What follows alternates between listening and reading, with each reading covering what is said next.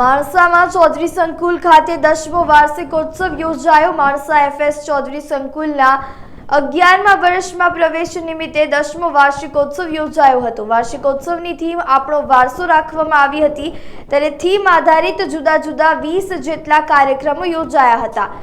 નર્સરીથી લઈને ધોરણ 12 સુધીના કુલ 400 વિદ્યાર્થીઓએ પરફોર્મન્સ કર્યું હતું। કાર્યક્રમમાં પૂર્વ ધારાસભ્ય અમિતભાઈ ચૌધરી સહિતના મહાનુભાવો હાજર રહ્યા હતા। હું ડૉક્ટર દેવજીભાઈ ચૌધરી આ સંસ્થામાં પ્રિન્સિપાલ તરીકે ફરજ બજાવું છું। આ સંસ્થા 11મા વર્ષમાં પ્રવેશ કરવા જઈ રહી છે, એ નિમિત્તે શાળાકીય વાર્ષિકોત્સવનું આયોજન કર્યું છે। વાર્ષિકોત્સવની થીમ અમારી આપણો વારસો। વારસાના આધારે જુદી જુદી 20 જેવી ઇવેન્ટો દ્વારા આ કાર્યક્રમનું આયોજન કરી અને નર્સરીથી લઈને ધોરણ 12મા ધોરણ સુધીના વિદ્યાર્થીઓ પરફોર્મન્સ કરશે। અને આ કાર્યક્રમની અંદર મહેમાન તરીકે અમે આ સંસ્થાના અધ્યક્ષ અને આ માધ્યમિક અને ઉચ્ચતર માધ્યમિકના એવા દાતા શ્રી મૂળજીભાઈને આ કાર્યક્રમના અધ્યક્ષ બનાવેલા છે અને મહેમાન તરીકે આમંત્રિત કર્યા છે।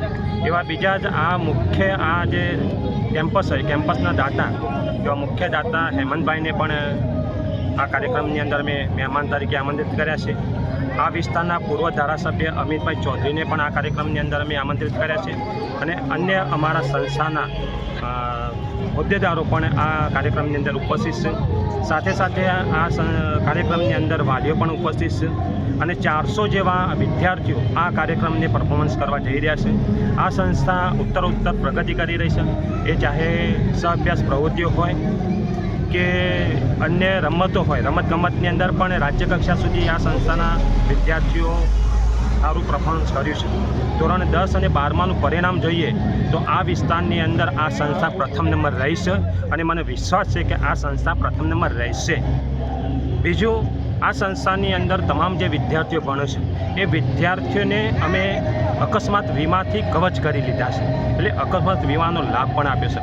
આ સંસ્થાની અંદર જેટલા રૂમો છે એ રૂમોની અંદર હાલ તો અમે પાયલોટ પ્રોજેક્ટ તરીકે 6 રૂમો સ્માર્ટ બોર્ડ તરીકે બનાવ્યા છે, પણ ભવિષ્યની અંદર દરેક રૂમની અંદર સ્માર્ટ બોર્ડ થાય એવો અમારો પ્રયત્ન છે।